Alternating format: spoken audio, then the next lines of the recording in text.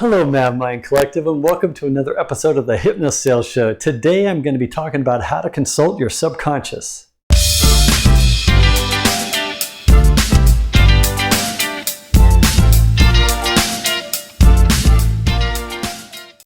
This is a fun lesson today because it's something I'm very passionate about this. I use this method to really understand what I subconsciously believe.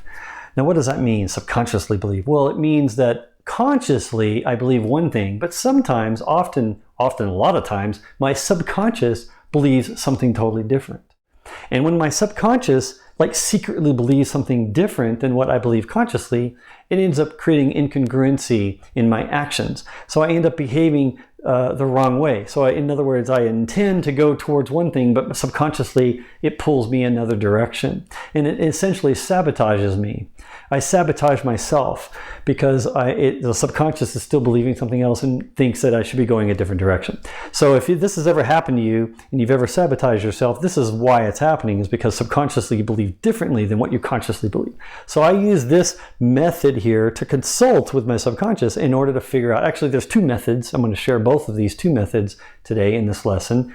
Two ways to do it. There's many ways, but these are the two that I use that I found very effective, and I teach other people this as well. Now, the trick here is that you can't communicate with your subconscious with language. You can't actually ask your subconscious the question, do I believe this or not? Yes or no?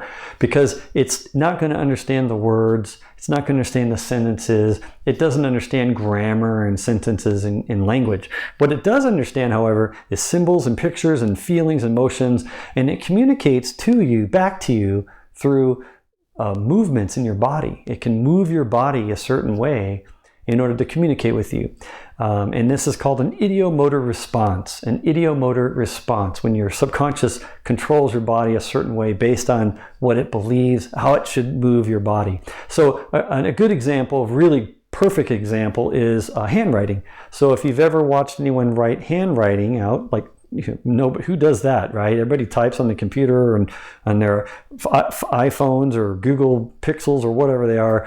You're always texting and stuff with digital communication. But if you ever wrote anything like in cursive handwriting, your subconscious has to control your fingers and your hand as you write across the page. And it does it a certain way. And you can actually analyze someone's handwriting, and you can actually tell what they're subconsciously thinking and what they believe. You can tell something about them, and you can actually get a profile on someone based on how they write.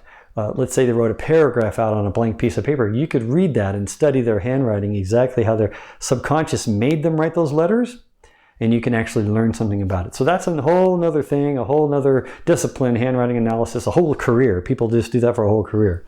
But that's an example of your subconscious controlling your body, in this case, controlling how you write.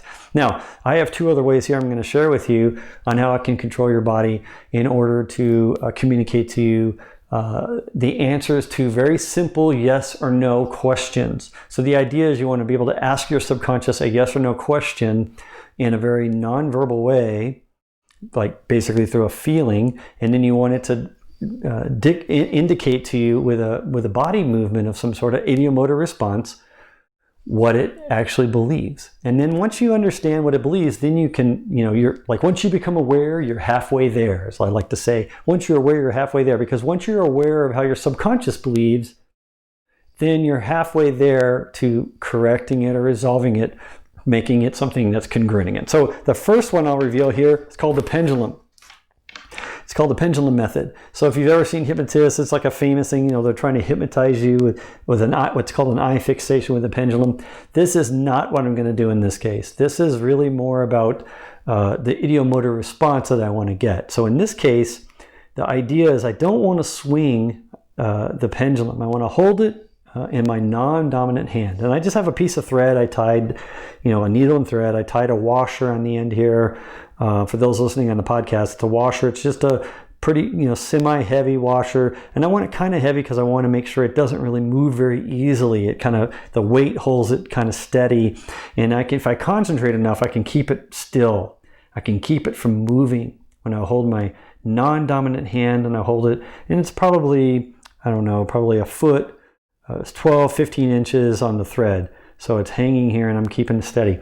Now the idea is that my hand can be moved by my subconscious in a very micro movement type of way. My subconscious, even though I might believe or feel that I'm keeping it steady, my subconscious can actually move my hand and move the pendulum to move in a certain direction. Usually 4 different directions, either left or right, back or forth, clockwise rotation, or counterclockwise rotation. Okay, back and forth, left or right, clockwise rotation or counterclockwise rotation. That's when in other words, when I'm looking down on it like this on the pendulum, I can see it moving in one of those 4 different ways, okay? So subconsciously, it knows how to move my hand. Now, what I do is I keep this really steady, and what I want to do is I want to close my eyes, and for 60 seconds, I'm going to ask my subconscious to reveal to me what yes is. What yes is. And I'm going to think about what yes means, the positive nature of the word yes. I'm just going to think about that emotion. Like I can imagine when a customer or a client says yes to me, when I ask them, do you want to buy my product? And they say yes. Or do you want to see a demo? And they say yes. Did you like the demo? Yes, I did. Like when they're all that positive response, I think about that emotion as I keep this as steady as possible, this pendulum, and then I close my eyes, and for 60 seconds I say, subconscious, show me yes.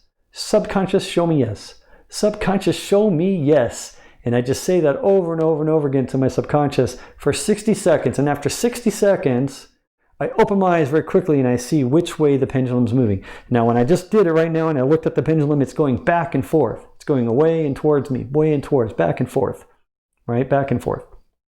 So that means subconsciously, it's moving my hand to move the pendulum back and forth when it means yes. So it's associated with that positive emotion that I just felt when I was thinking about the word yes. Now, I switch hands and then I shake out my non-dominant hand, just shake it out like this, just real quick, and then I give it back to my non-dominant hand, I hold it back up and I hold it steady, I keep it still, and now I close my eyes and for 60 seconds I say, subconscious, show me no. Show me no. Subconscious, show me no. And I say that over and over again. I think about the negativity of the word no. When someone says no to me, how I hate that feeling. I don't like that. And I say, subconscious, show me no. And I do this for 60 seconds. And when I open my eyes really quick and look down, I'll notice now it's going from left to right, left to right. So now clearly my subconscious is indicating to me that back and forth means yes, left or right, swinging the pendulum left or right means no. So now I have a yes and no. And if you want to calibrate, maybe you can also say, subconscious, show me maybe, and then it'll either rotate it clockwise or counterclockwise. Or it might not do anything. It might actually keep it still. But typically it'll rotate it one way or the other. It'll do one of the other movements because the subconscious won't confuse movements. It always knows clearly which one in this moment, which one it means to indicate yes or no or maybe. It'll pick one of those 3 of the 4 movements I just described. Back, forth, left, right, clockwise or counterclockwise. It'll pick one. It's amazing. It never fails. It always finds one of those.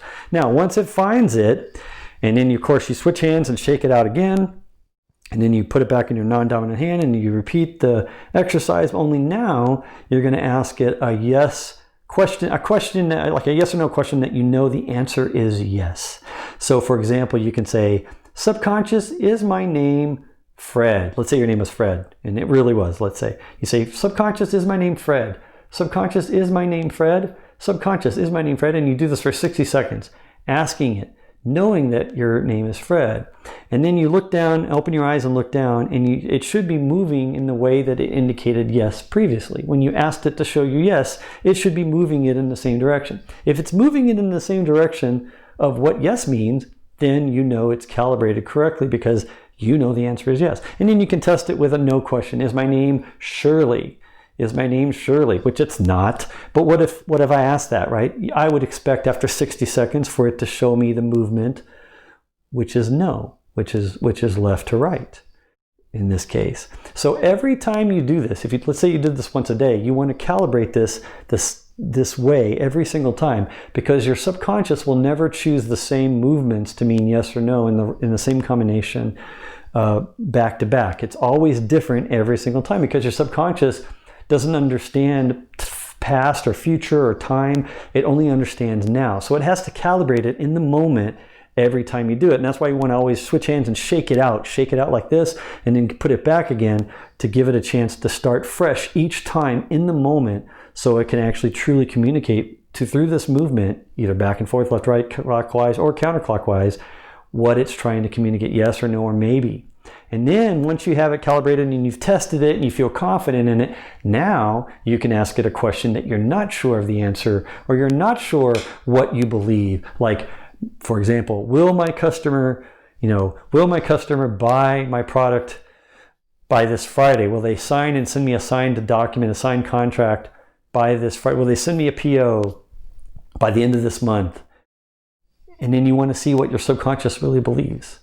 And if your subconscious doesn't believe it, but consciously you do, then you got to ask yourself, okay, why am I sabotaging myself here? Why am I thinking that they will when secretly, subconsciously, I don't believe they will? What do I have to do to go fix that, to resolve that? And being aware gets you halfway there to resolving it. So that's the beauty of it, of using this type of a technique to diagnose, really figure out how you believe, and then you have a chance to fix it. And it's very amazing. It's pretty amazing, at least to me. I still do this after years and years, how my subconscious reveals things to me this way, because I'm consulting with this method. Now, the other method you can use is also pretty effective, and this doesn't require you to have to hold anything. This is just called the lean test.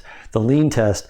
And I'll demonstrate by just standing in front of the camera here like this. And for those listening to the podcast, I'm standing straight and I'm putting my feet fairly close together, but not touching. I'm not touching. They're kind of just maybe a couple, 2 or 3 inches apart.